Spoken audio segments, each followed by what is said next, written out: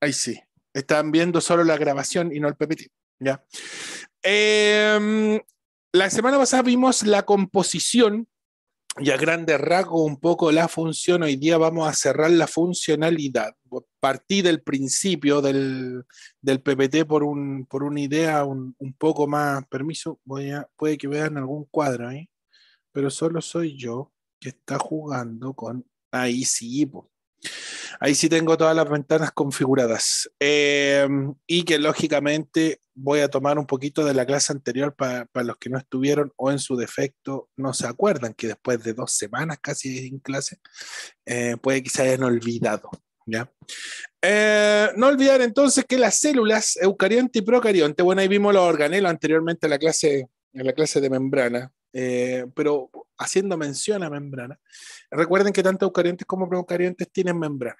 ¿Ya? Y la composición de la membrana es la misma en los dos tipos de células, procariontes, bacterias, eucariontes, animales y vegetales. ¿Ya? Entonces, no hay una diferencia específica, o sea, sí hay diferencias específicas, pero los fosfolípidos y las proteínas son el componente principal de las membranas de este tipo de células. ¿Ya?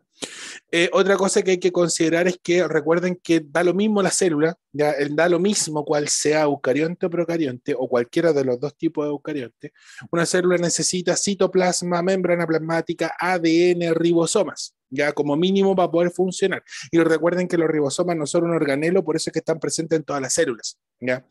Recuerden los organelos característicos, o sea, si yo les digo cloroplasto, vegetales al tiro. Ya, si le hablo de centriolo, célula animal al tiro. Y del centriolo nacen los flagelos y los cilios. Entonces, esos también son estructuras propias de una célula eucarionte animal. ¿Ya? Recuerden entonces que las células se dividen por lo que tienen en su interior, o sea, perdón, se separan, ya sí, gracias a los organelos que tienen en su interior, pero se clasifican gracias a esos organelos también. ¿Ya? Y ahí es donde aparecen esta división de célula animal y vegetal, donde aparecen ciertos organelos que son específicos, para que no se olviden. Ahí tenemos la composición de la membrana, figurita que vimos, más de alguien dice, ah, sí me acuerdo, ¿ya?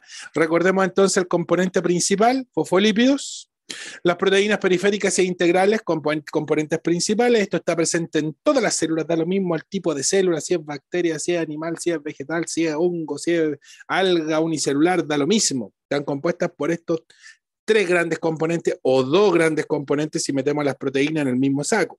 ¿Ya? Recuerden que hay distintos tipos de proteínas y por eso es que las segmentamos, por eso es que las separamos. ¿Ya? Los fosfolípidos entonces son el principal componente, en este caso más o menos un 70% del total de la membrana. Un 20-25% vendría a ser las proteínas integrales y el resto son los carbohidratos, los glúcidos. Y ojo, creo que habíamos dicho esto, el colesterol. Si aparece colesterol, inmediatamente esa membrana es membrana animal. Ya las células vegetales y los procariontes, mucho menos los procariontes, no tienen colesterol. Ya el colesterol en la membrana plasmática es característico de una célula animal. Por lo tanto, si ustedes les colocan una imagen de la membrana plasmática parecida a esta en un ejercicio y esa membrana, esa figura tiene colesterol, automáticamente la célula es animal. ¿Ya? Ojo con eso.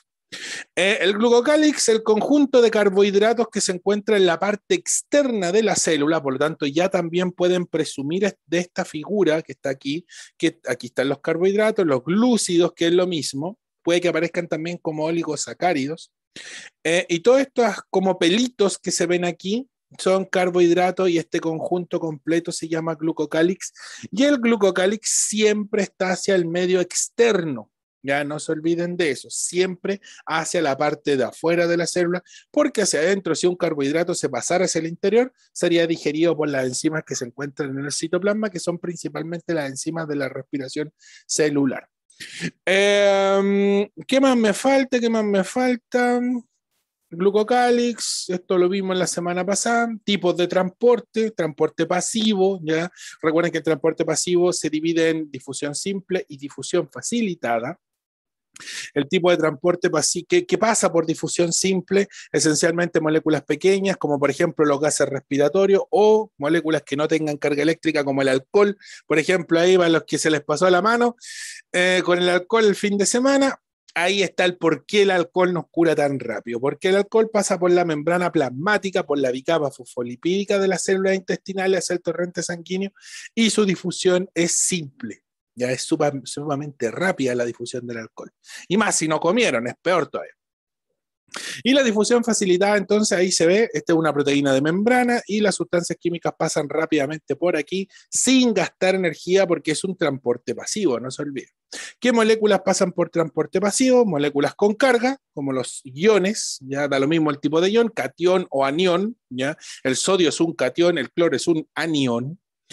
De tamaño grande, como por ejemplo los aminoácidos, que son enormes si los comparo con un simple átomo de sodio, o la glucosa, que también es grande en comparación con un simple átomo de cloro. Ya esos también, que son muy grandes, van a tener que pasar forzosamente por la proteína de membrana. Por lo tanto, su transporte va a ser un tipo de transporte facilitado por proteínas, por eso es que se llama así difusión facilitada. Difusión facilitada por proteínas de membrana, ese es el nombre completo, pero es un transporte pasivo, ¿ya? Porque va a ser un transporte desde una zona de más concentración a una zona de menos concentración, ¿ya? Recuerden que el transporte pasivo no gasta energía, que es la clave, de hecho, por sobre cualquier otra definición en el caso del transporte pasivo. Transporte activo, ahí teníamos los tipos de transporte activo. A ver, sí, está bien. Que quiero seguir, quiero ver si es el mismo PPT que usé la semana pasada.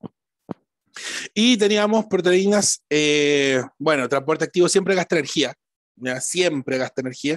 ¿Y por qué gasta energía? Porque estamos moviendo moléculas en una menor concentración, en una zona de menor concentración, a una zona de más concentración, ¿ya? Entonces hay que romper esta fuerza de presión que se genera afuera y forzosamente eso va a hacer que la célula progresivamente se vaya cansando, ¿ya? Entonces va a gastar energía. Eso es lo que se define entonces como transporte activo. Todos los transportes activos, dijimos ese dato ahí, siempre se realizan por una proteína de membrana y gastando energía, siempre. ¿Ya? Ahí dimos el ejemplo de la bomba de sodio-potasio, ahí se ve cómo se mueve el sodio de una zona de menos sodio, muy poquito sodio hay acá en el citoplasma y mucho sodio hay acá en el medio externo, y al revés, hay mucho potasio adentro y muy poquito potasio afuera. Y aquí podemos ver cómo el sodio se mueve de una zona de menos concentración, hacia una zona de más concentración y gastando ATP, gastando energía celular, y eso lógicamente hace que esto al tiro sea transporte activo, ya al tiro. ¿Ya? No se olviden de eso. La gradiente de concentración, algo vimos también, si el movimiento es de una zona de más a una zona de menos, es transporte pasivo, bueno, ahí se justifica de nuevo. Esto es a favor de la gradiente de concentración. ¿Por qué? Porque aquí los que están, como hay más acá afuera, estos presionan a los que están más cerca de la membrana y estos van pasando hasta que las concentraciones se igualen. Ojo con eso, que creo que no lo había dicho la semana pasada. Hasta que las concentraciones se igualen. Ya no se olviden de eso. Y el transporte contra la gradiente, que creo que dimos el ejemplo de la micro llena el metro, si yo quisiera salir del andén, o hacia el andén, perdón, o hacia el paradero y el paradero está lleno y la micro viene vacía, toda la gente que va a entrar me va a empujar, incluso hasta podría devolverme a la micro y yo no poder bajarme, tendría que empujar y ganar, generar más o gastar más energía para poder salir de la micro o salir del metro. Y eso es producto de que hay más concentración en esta zona, hay menos concentración en esta, y por ende es que se gasta energía para poder sacar esta molécula, que lo más seguro es que tenga que sacarla porque es un desecho, porque es una sustancia que es nociva, porque es atípica, etcétera. Y hay que sacarla. El mejor ejemplo es el sodio, ya que pese que el sodio no es que sea un desecho o un veneno, el sodio es más común encontrarlo afuera y la célula le incomoda el sodio en su interior, ¿ya? Como que tiene su propio catión y no es el sodio.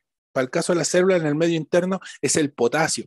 Y el potasio tiene que estar adentro. ¿Ya? A ella no le gusta el sodio y es esencialmente porque se le acoplan los aniones de cloro y va a empezar a formar sal y cristalizarse. Y eso no le sirve a la célula, por eso tienen que sacar el sodio. ¿Ya?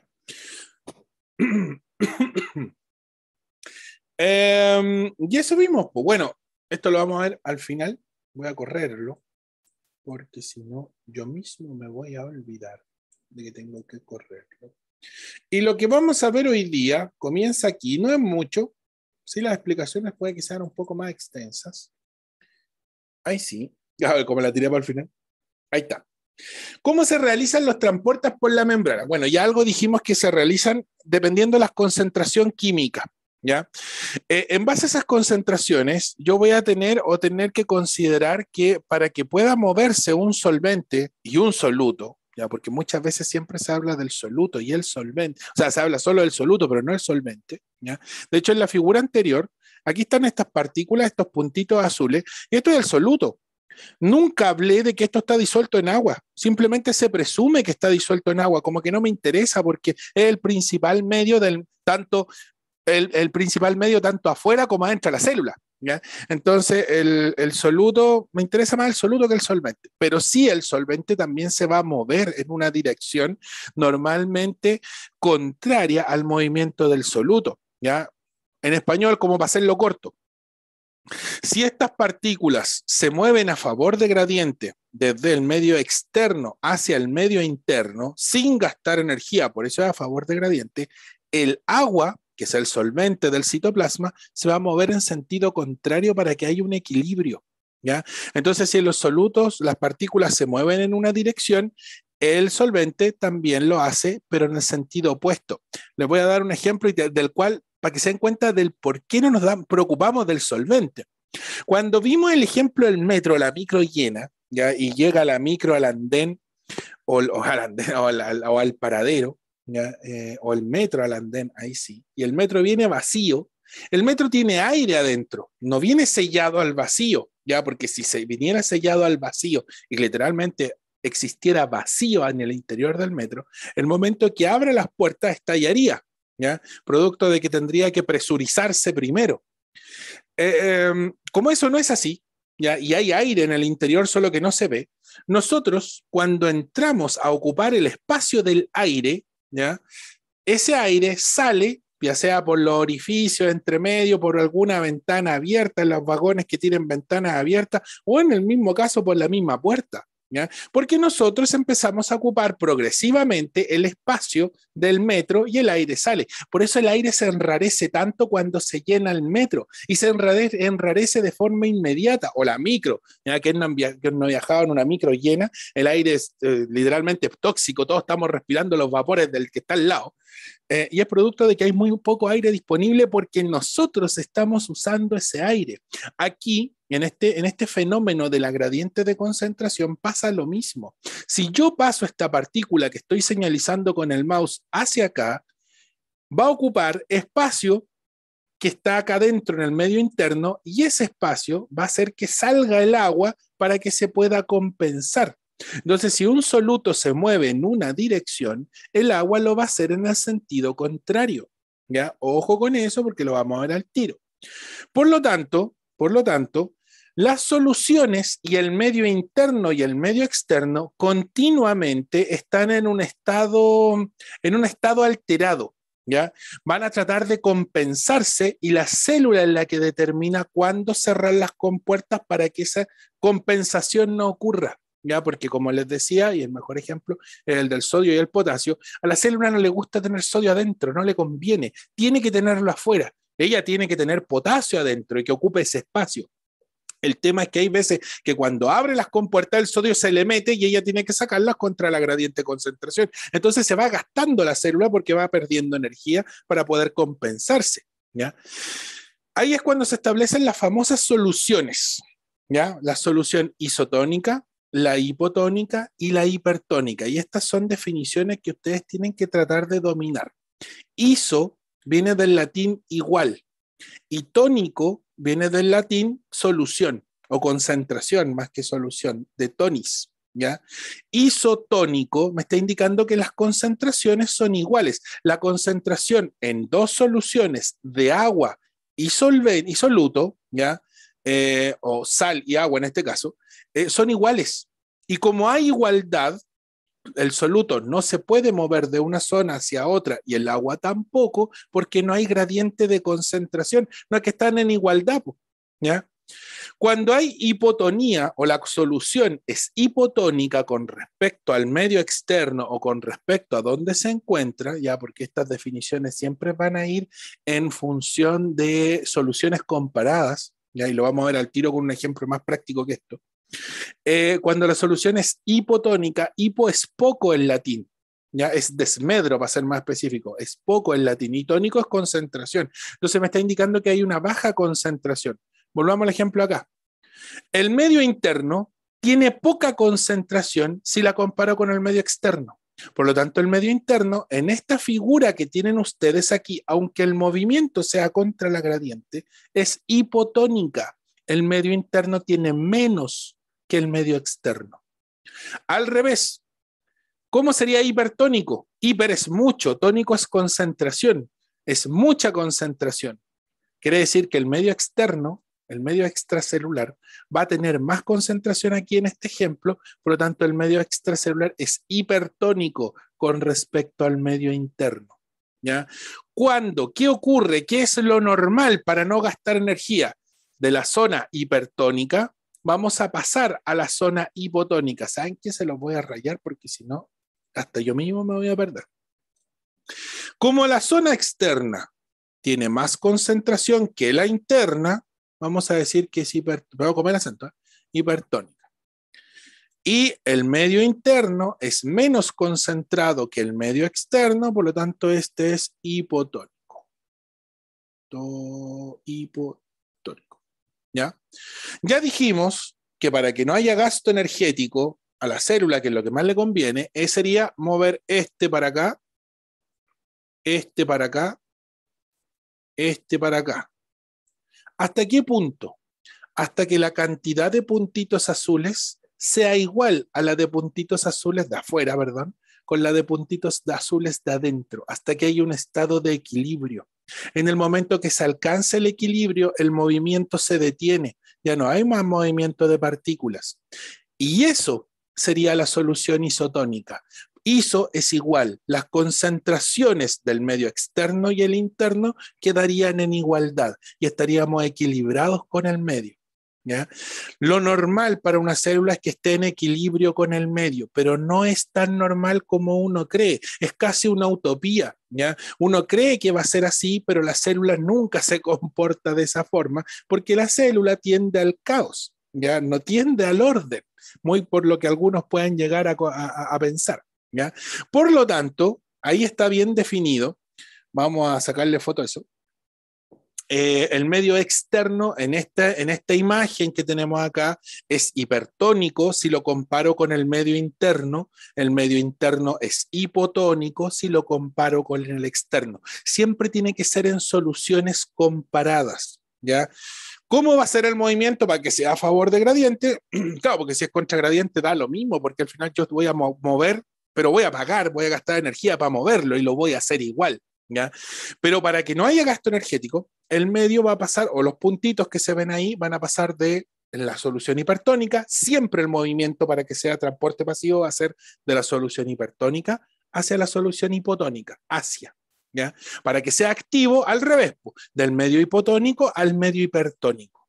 ¿Ya? Teniendo eso más o menos claro, vienen los legendarios ejercicios de, y digo legendarios porque esta cuestión yo la estudié cuando di la PA, la última PA. Miren, esto es del vasito. ¿Ya? Y créanme que pese a que yo lo he visto y de Gil a veces leo apurado y me equivoco en una reverenda burrada. ¿Ya? Miren aquí qué pasa. Yo tengo una concentración, un vaso, un medio, separado por una membrana semipermeable igual a la membrana plasmática. ¿Ya? Siempre les colocan ese. Se tiene un medio separado por una membrana semipermeable y se genera la concentración A y la concentración B. ¿Qué es lo primero que tenemos que ver y determinar con estas figuras? ¿Ya? Miren, yo tengo dos soluciones, las estoy comparando y más encima están en desigualdad.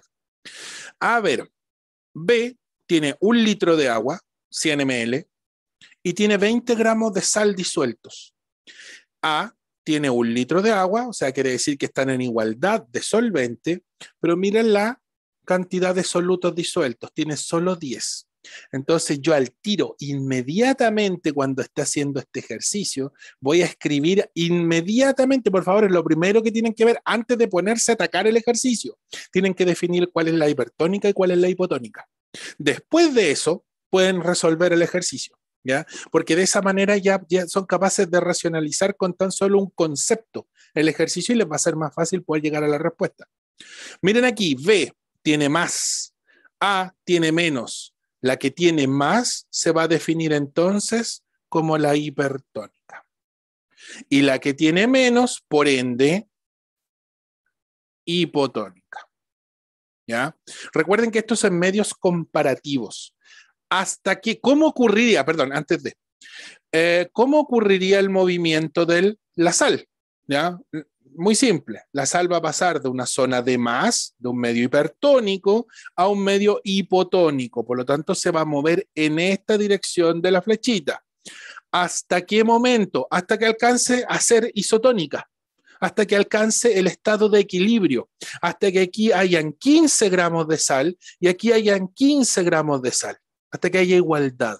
¿Ya? Por lo tanto, como les decía, la isotonía, la solución isotónica es aquella que está en igualdad. Lógicamente, a menos que yo raye el ejercicio aquí y le coloque 15 y 15, no se va a alcanzar el equilibrio. ¿Ya? Pero podemos entender cómo se comporta.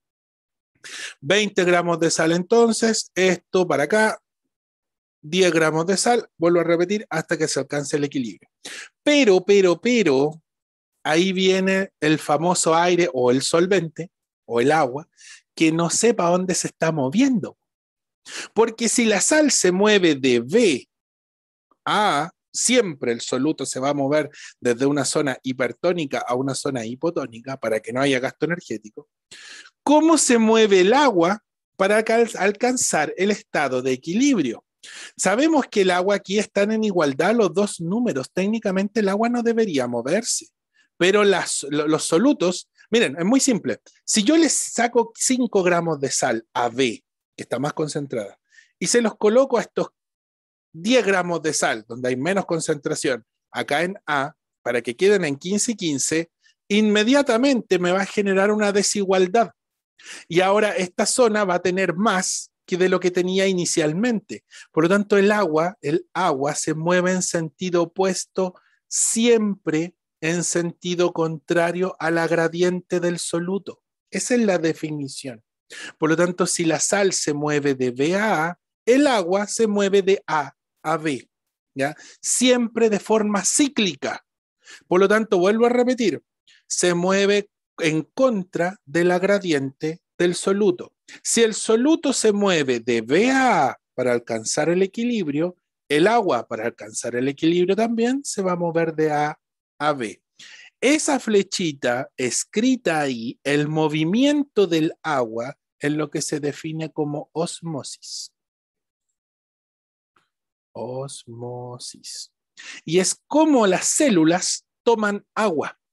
Entonces, en el momento que la célula compensa sus solutos, aprovecha de entrar el agua, ¿ya? O perderla en el caso que caiga a una zona que esté muy concentrada, ¿ya? Que podría ocurrir también, ¿ya? Ella no sabe muchas veces dónde va a llegar a caer, ¿ya? Por lo tanto, esa es la forma de cómo se nos va a pasar y se nos va a filtrar el agua. Siempre recuerden que la célula trata de no pagar por esto, ¿ya? Trata de no gastar energía, a eso me refiero con pago. Por lo tanto, si el soluto se mueve de B hacia A, el agua, vuelvo a repetir, se mueve de A hacia B, ¿ya? Ese es el comportamiento cíclico del soluto y el solvente. No se olviden. Vamos con unas mini preguntas, a ver si me voy a sacarle foto, que me quede bonito. Que hice un par de rayas, no es que me quede tan bonito tampoco. ¿Cuál de los dos medios A o B está más concentrado? La respuesta está ahí mismo, ¿no es cierto? ¿Cuál de los dos medios A o B está más concentrado? No se peleen. Voy a aprovechar de descansar la garganta. ¿Cuál de los dos medios A o B está más concentrado? A o B. El Vicente dice B, perfecto, muy bien. B está más concentrado, B es el hipertónico, ¿ya? No olvidar. El medio B. Según la información entregada por la imagen, ¿en qué dirección se moverá el agua? ¿De B a A o de A a B? ¿Cuál de las dos? Cristian ahí también le pegó el palo al gato, dijo la B. ¿En qué dirección se moverá el agua? No se peleen. Bueno, ahí también está puesto, es cuestión de verlo nomás. De A a B, muy bien, Vicente. Muy bien. Recuerden entonces que el agua se va a mover siempre desde la zona, miren el razonamiento, de la zona menos concentrada hacia la más concentrada del soluto. ¿Ya? Claro, porque el soluto se mueve en el comportamiento correcto, po, de la zona de más a la zona de menos. El agua se va a mover en sentido opuesto. Entonces, aquí es donde vienen una salagarda de ejercicios, ¿ya? Porque son muchos los ejercicios que se pueden hacer con esto. ¿Qué pasa si yo tengo un glóbulo rojo? Que es a ver, ¿por qué siempre se utiliza el glóbulo rojo? Porque el glóbulo rojo no tiene organelos en su interior. Ya es citoplasma, hemoglobina, ribosoma, ni núcleo tiene el glóbulo rojo. ¿Ya? Entonces, el glóbulo rojo es como una célula ideal, por así decirlo, porque los organelos ocupan un espacio y podrían indicar o podrían hacer que la célula intente compensarse si la coloco en un medio muy salado o poco salado, por así decirlo. El glóbulo rojo, el pobrecito, va simplemente a comportarse en función del soluto en el que esté, en el que caiga. Y eso va a hacer que el glóbulo rojo pueda alterarse fácilmente y en un microscopio lo puedan ver inmediatamente. ¿Ya? Si yo coloco, por ejemplo, una célula muscular o una célula hepática en una solución altamente concentrada, lo más seguro es que esa célula hepática intente compensarse antes de, y no me sirva, porque me va a tomar mucho tiempo. O un pedazo de carne, lo mismo. Ya, de hecho, el mejor ejemplo es el charqui. Para poder salarlo, o sea, el momento que lo estoy salando, no se me transformó en charqui de forma inmediata. El glóbulo rojo sí. El glóbulo rojo es muy sensible a las variaciones del medio. ¿Ya? Veamos entonces los clásicos ejemplos de esto, porque vuelvo a repetir los ejercicios de echaíste el agua. Muy bien, del medio alma. Antes del movimiento del agua, ¿cómo se considera el medio A o B? Bueno, ahí está, hipotónico e hipertónico con respecto al soluto. ¿Ya? Esa es otra historia, hipotónico. Ya, aquí tenemos entonces los glóbulos rojos, pobrecitos. Pobrecitos. Me quedo muy abajo esto. Debería quedar más arriba, espérenme un ratito. Vamos a correrlo. Para que se vea, pues si no, no se ve. Ahí sí. Ahí sí. Ustedes no ven el cambio que hice porque esa es la definición después. A ver, aquí se aplica el mismo fenómeno que acabamos de ver. No sé si ven la animación. ¿Ven la animación o no? ¿Ven la animación? ¿Ven la animación? ¿Ven un glóbulo rojo en el lado izquierdo que se está hinchando y hay otro que está arrugando? ¿Sí o no? No se peleen para contestar. Que me interesa que vean la animación porque la animación explica mucho. O favorece la explicación, no es que explique mucho, no es para dármela de flojo después en realidad, porque favorece mucho la explicación. Miren qué pasa, ahí tengo el medio isotónico, tengo el medio hipotónico, perfecto, sí se ve, medio hipotónico y el medio hipertónico, ¿ya? Lo mismo que acabamos de explicar. Consideren que la membrana del glóbulo rojo es esa membrana roja que estaba acá. Consideren que la parte externa, el medio externo en donde está el glóbulo rojo, colóquenle que dice hipotónico. Eso quiere decir que ese sería A. Y la célula se va a comportar de una forma diferente. ¿Ya? Y la célula animal particularmente tiene un comportamiento bien especial con respecto a esto. Voy a limpiar la pizarra, la presentación. Ahí sí, porque me aparecían dos flechas que no quiero. Ya, vamos entonces uno por uno. Medio hipotónico. Si yo tengo una célula, un glóbulo rojo, una célula animal, el glóbulo rojo es un tipo de célula animal, en un medio hipotónico se comporta, miren lo que le pasa, se hincha de agua. ¿Ya? Se empieza a hinchar, hinchar, hinchar. Si este glóbulo rojo no alcanza a compensarse, que lo más seguro es que no pueda compensarse el pobre, lo más seguro es que termine estallando. ¿Ya? Y la célula se muera. Miren lo que le pasa al glóbulo rojo en el estado isotónico. Llega a llorar de felicidad. ¿Ya? Y eso es porque está en estado de equilibrio. Y aquí se ve el agua entra y sale porque el soluto entró y salió y están, en estado de equilibrio. Técnicamente no hay un movimiento, o el movimiento es de igualdad, ¿ya? No hay una presión, de un medio hacia otro para que se puedan mover partículas. Por lo tanto, el agua tampoco se mueve de una zona hacia otra. ¿Ya? En el caso del medio hipotónico, miren lo que le pasa, es hipotónico el medio. Por tanto, el medio externo tiene una baja concentración de solutos con respecto al citoplasma de la célula. Como la célula va a tratar de compensarse, va a sacar solutos masivamente, y si saca solutos, el agua empieza a entrar, entrar, entrar, y si la célula no se compensa, la célula va a estallar. ¿Ya? Eso es lo que le pasa a un glóbulo rojo en un medio hipotónico. ¿Ya? La misma explicación del vasito se aplica a las células, porque son dos medios distintos. ¿Ya? El medio interno y el medio externo, el citoplasma, que es el medio interno, y el medio externo. ¿Ya? Por lo tanto, si la célula está más concentrada en el citoplasma que en el líquido en el que anda nadando, el agua va a empezar a entrar porque la célula va a perder solutos. ¿Ya? Va a tratar de compensarse, los solutos van a pasar de una zona de más concentración a favor del gradiente a una zona de menos concentración, y eso va a hacer que el agua entre, y si no puede compensarse, va a estallar. ¿Ya? Que es lo más seguro, como les digo, que es lo que le va a pasar a un glóbulo rojo, porque no va a tener organelos que lo compensen. Isotónico, el estado de equilibrio ideal. Ya los solutos y los solventes alcanzaron el equilibrio, técnicamente no deberían moverse, y si lo hacen de forma cíclica, pero siempre en estado de equilibrio. ¿Ya? ¿Y qué pasa con el medio hipertónico?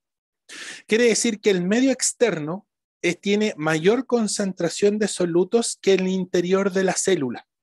Entonces los solutos entran y el agua hace lo contrario, sale masivamente. Entonces los solutos como que aprietan a la célula y la presionan.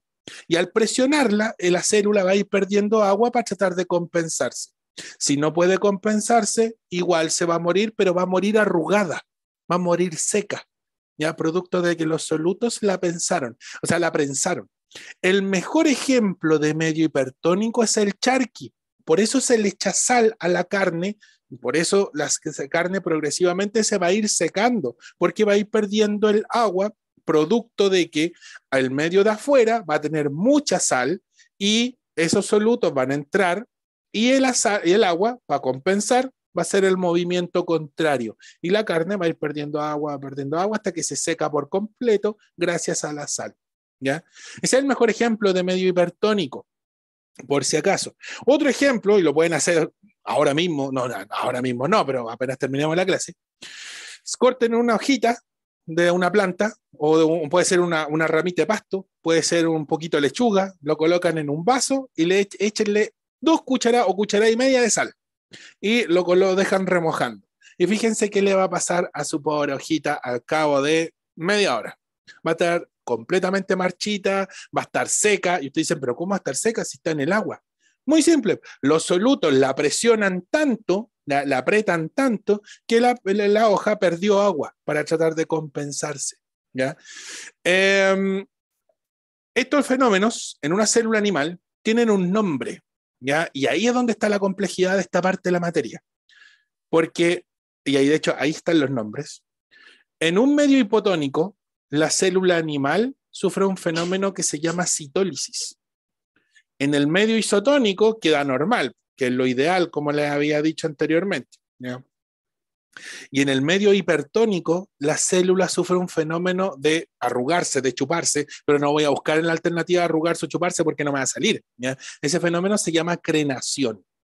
Citólisis en medios hipotónicos, crenación en medios hipertónicos, ojo, en células animales, porque este mismo verso tiene un comportamiento entre comillas parecido, pero en células vegetales, y por ende los nombres van a cambiar. Y adivinen con qué me van a amargar. ¿Ya? Me van a meter crenación en una célula vegetal y eso no se llama así. ¿Ya? Por lo tanto, la célula animal tiene estos comportamientos en los distintos medios. Célula animal, hipotónico, el fenómeno se llama citólisis y tengo que saber qué es la citólisis. Me llené de agua. En una célula animal, en el medio isotónico, no pasa nada, estamos normal. En el medio hipertónico, en la célula animal, va a sufrir el fenómeno de crenación, se va a arrugar y va a perder agua y se va a chupar, ¿ya?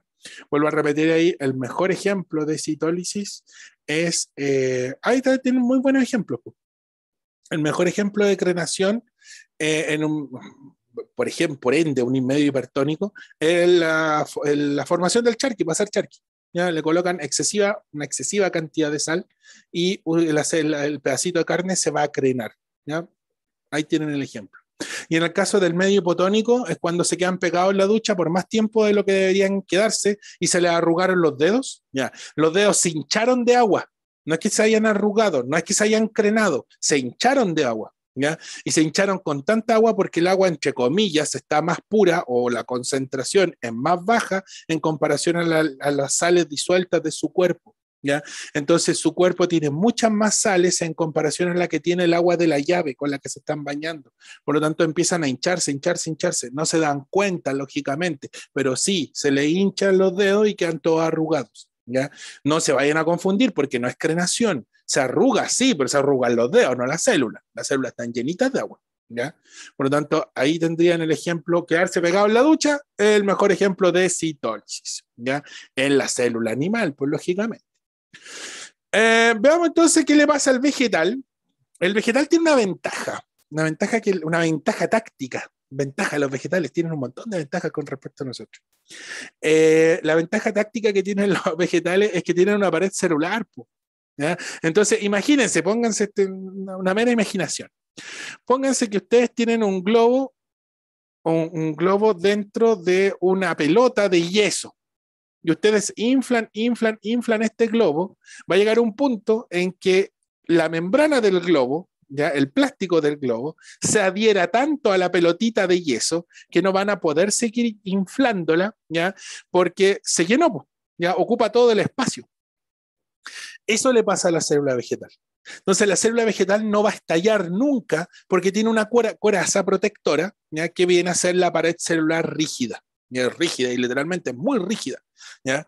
De hecho, ahora en la primavera, el mejor ejemplo, y lo pueden ver cuando intentan cortarle una flor ahí a la polola o la polola al pololo, o como ustedes quieran, libertad y total, y le quieren cortar una florcita para llegar a la mamá, ahí sí, y le dan un tirón, 2 tirones, 3 tirones, y no la pueden cortar.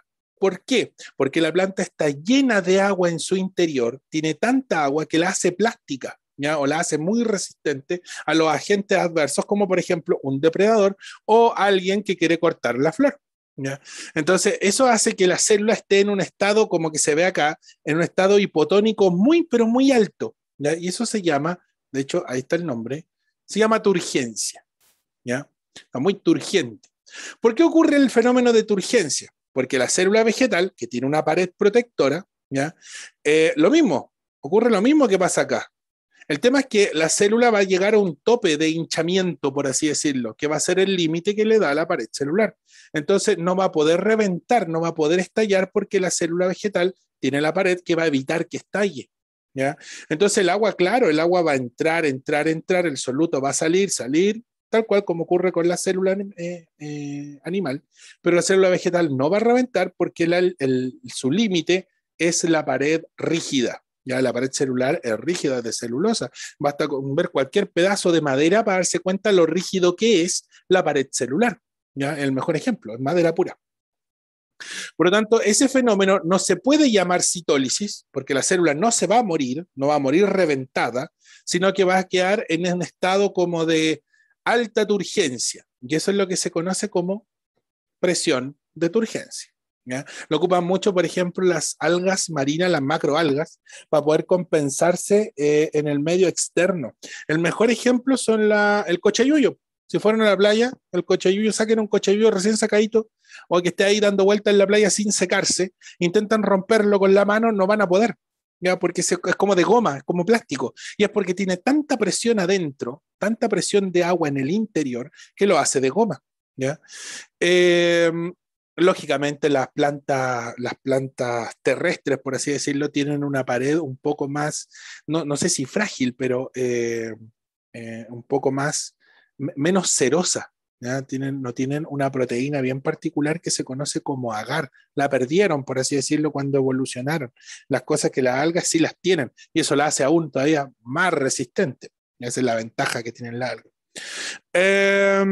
Por lo tanto, una célula vegetal en un medio hipotónico se va a llenar de agua hasta el tope, que va a ser la pared celular. Y eso le va a dar una resistencia, como les digo, plástica. ¿Ya? Eso se conoce como presión de turgencia. Sería comparable con la citólisis animal, ¿ya? Pero en la citólisis animal la célula se muere. ¿Ya? Ojo con eso. Isotónico, lo mismo, seguimos normal, no pasa nada. Si yo te dejo una célula vegetal en un medio isotónico, no hay cambio. El soluto entra, el agua sale y así cíclicamente porque estamos en estado de equilibrio. ¿Ya?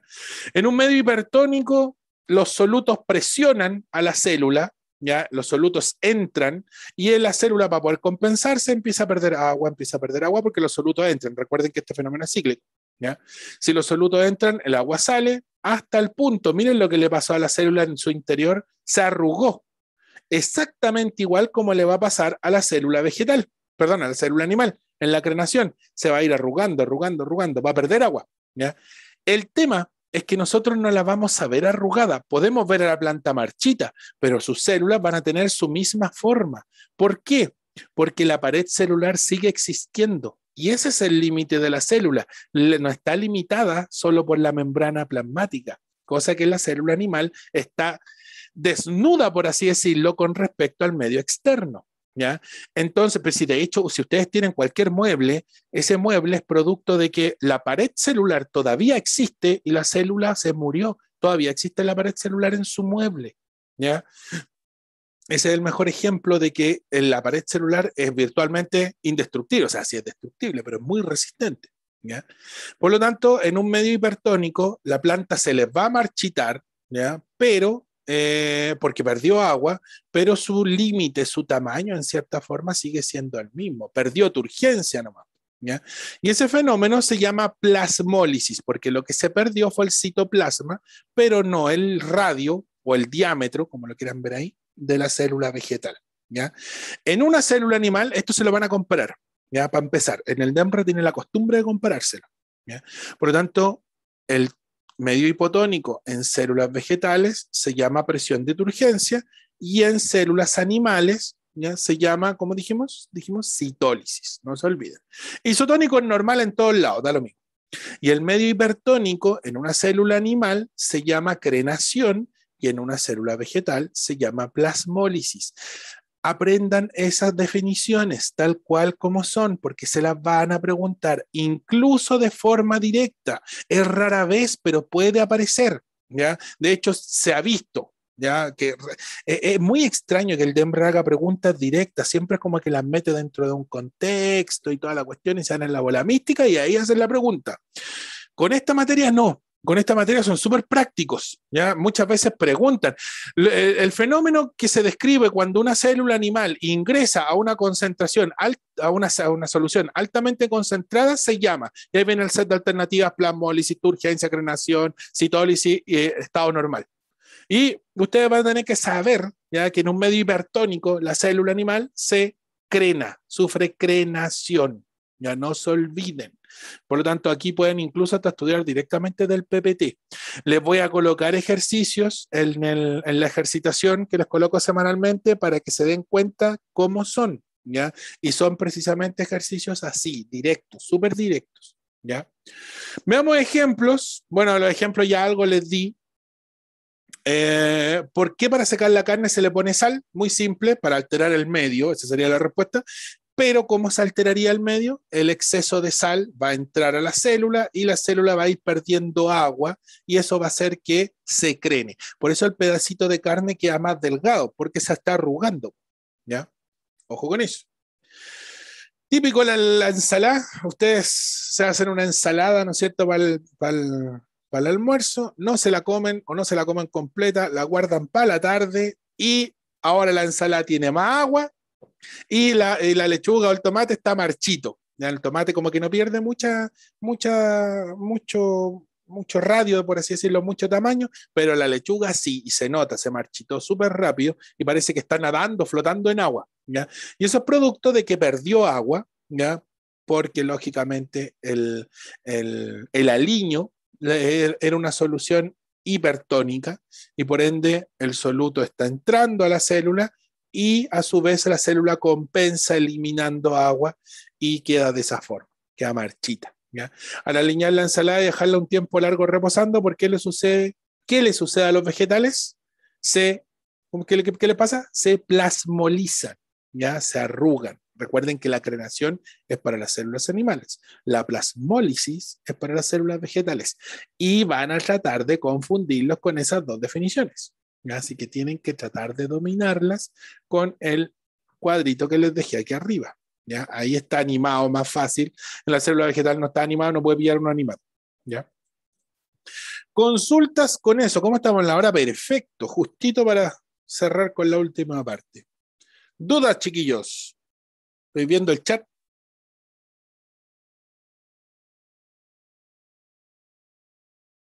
No, dice Vicente. No, ya. Ojo con esto, vuelvo a repetir, porque esta, a ver, de membrana, perdón lo insistente, pero yo creo que es porque estoy reflejando mi problema en ustedes. Yo normalmente me equivoco en el ejercicio de membrana, ¿ya? Cuando hago un facsímil oficial o en su defecto una prueba oficial. Normalmente siempre siento que estoy pisando vidrio cuando estoy haciendo el ejercicio de membrana. ¿Por qué? Porque normalmente es el ejercicio más difícil, no porque yo me haya equivocado muchas veces, pero en realidad es considerado el ejercicio más difícil, precisamente por estas concentraciones dispares. ¿Ya? Como pueden ver, yo me sé el contenido, no es que no me lo sepa, es porque o leí apurado y me equivoqué, que me pasa mucho, o en su defecto empiezo a suponer cosas que no son. Ahí esa es una habilidad un poco más compleja de tratar de sacarla de la cabeza. Pero en el caso de ustedes, tienen que tratar de recordar el contenido. Ya, si por ejemplo ustedes son visuales, escríbanlo en el mismo, en la hojita. Por eso les decía, o con la figura que aparecía del vasito aquí comparativo, rayen, porque ustedes pueden rayar todo lo que quieran en su ejercicio. Medio B, más concentración, hipertónico. Medio A, menos concentración, hipotónico. Al tiro, el soluto se mueve de B a, por ende, el agua se mueve de A a B, completando de esa forma la imagen y se van a contestar la pregunta, lo más seguro es que le peguen el palo al gato. ¿Ya? ¿Por qué me he equivocado? Para transparentar un poco el por qué me he equivocado. Normalmente me equivoco por leer apurado. No es porque, como les decía, no me sepa la materia. ¿Ya? De hecho, me pasaba, era más cabro antes, ahora ya como que no me equivoco tanto, pero antes cuando empecé a hacer clases, los primeros 5 años, por ejemplo, siempre lo tenía malo. ¿Ya? Siempre tenía mal el ejercicio de membrana. Y conversando con otros colegas, llegaba a esa conclusión de que leía muy rápido y no era porque no supiera la materia. ¿Ya? Así que traten de siempre leer con calma, rellenen harto el ejercicio con datos que ustedes pueden extraer de la imagen. ¿Ya? Porque no es, son suposiciones que se basan en lo que está ahí, ¿ya? No son suposiciones por puro completar. ¿Ya? Última parte, los transportes en masa, que es un tipo de transporte activo, siempre van a gastar energía, ya sea que, a ver, pueden haber transportes a favor de gradiente que gasten energía. Son muy raros, ¿ya? Y son solo esos dos que tienen ahí, ¿ya? El tema es que para una célula animal, para la vegetal es muy poco común, de hecho es nula casi la posibilidad, pero para la célula animal se tiene muchas veces que comer a otra para poder subsistir, por eso una célula animal no hace fotosíntesis. ¿Ya? Y muchas veces para poder comer, un glóbulo blanco, por ejemplo, comerse o defendernos frente a un agente bacteriano, eh, para poder comérselo, y se lo voy a mostrar con un videito que les voy a dejar ahí en el Classroom, cortito, si no son más de 2 o 3 minutos los videos anexos que normalmente les coloco. ¿Ya? Ese fenómeno que sale ahí, que se llama fagocitosis, que es un tipo de endocitosis, la fagocitosis nos defiende prácticamente de los agentes bacterianos. El problema es que para la célula le involucra un gasto energético, involucra un gasto energético porque involucra una pérdida de membrana plasmática. Miren, estas patitas que se forman aquí, que van a juntarse en algún punto y van a echar hacia adentro esta bacteria, ¿ya? Esa membrana que está formándose acá, que es la que va a formar el endosoma, es membrana plasmática. Entonces, esa porción de membrana se va a perder cuando sea digerida esta partícula. Por lo tanto, para regenerar la membrana voy a tener que gastar energía fisiológica. Y eso forzosamente debería definirlo como un transporte activo, aunque estén pasando la bacteria de una zona de muchas bacterias a una zona de pocas bacterias, ¿ya? Como que sería una zona de menos, perdón, de una zona de más concentración a una zona de menos. Uno dice, pero es que entonces transporte activo. Sí, podría ser transporte activo, pero no es un transporte que se esté realizando por la membrana fosfolipídica o por las proteínas de membrana. Es un transporte que está rompiendo la membrana plasmática. Y como la está rompiendo, va a gastar energía porque tengo que regenerarla. Por eso es que la endocitosis, tanto la fagocitosis como la pinocitosis, son tipos de transporte activo o modificaciones del transporte activo. En algunos libros ni siquiera la meten dentro del transporte activo y la tiran fuera como un tipo de transporte adicional. De hecho, se llama transporte en masa, ¿ya? Como para que el alumno no se confunda. ¿Ya? Entonces, si quieren la pueden definir también como transporte en masa, pero el problema es que yo he visto en ejercicios del DEMRE que la mete como transporte activo porque, como les digo, como se pierde membrana y hay que regenerarla, se va a gastar energía por eso, y en cierta forma tienen razón. Son esas ambigüedades que tiene la biología que Stephen Hawking la odiaba, por ejemplo. Entonces, la endocitosis es un tipo de transporte que mueve masivamente partículas y que como mueve masivamente partículas, tiene un pequeño gasto energético, ¿ya? Podemos meter partículas sólidas, y esa es la fagocitosis, comer, fago viene de comer, y la pinocitosis es beber. Es muy extraña la pinocitosis, porque la célula normalmente el agua la mete por proteínas de membrana o en la misma osmosis, como recién lo vimos. Pero si, por ejemplo, la célula está altamente deshidratada y tiene que compensarse rápidamente, como una célula hepática, una célula muscular, no un glóbulo rojo, porque los pobrecitos no tendrían quien le dé la orden para poder compensarse, incluso un glóbulo blanco, y necesita meter mucha agua en su interior, necesita recuperar líquidos en el citoplasma, puede raramente meter agua sacrificando una porción de su membrana. ¿Ya? Es súper raro porque tratan de no hacerlo, pero como les digo, en un estado muy extremo de crenación, ¿ya? La célula animal puede hacerlo. La célula vegetal, y algo bueno que tenga esto, la célula vegetal no hace endocitosis. ¿Ya? No puede hacer ni endocitosis, por ende no hace fago ni pinocitosis, no puede, no tiene sentido. ¿Por qué? Porque la pared celular le molesta. ¿Ya? Es una barrera protectora que tendría que romper la... Miren, una célula vegetal para comerse una bacteria tendría que romper la pared celular, romper la membrana plasmática, meter la bacteria, regenerar la membrana, regenerar la pared celular. Entonces le toma tanto tiempo hacer eso que dice, mejor hago fotosíntesis y que no me moleste nadie. ¿Ya? De hecho, por eso las cortezas de los árboles y de las plantas son tan rígidas, para evitar que precisamente hongos, bacterias, líquenes, musgos se le adhieran. Igual se le adhieren porque los líquenes, los musgos, los hongos no son tontos, ¿ya? Tratan de adaptarse también.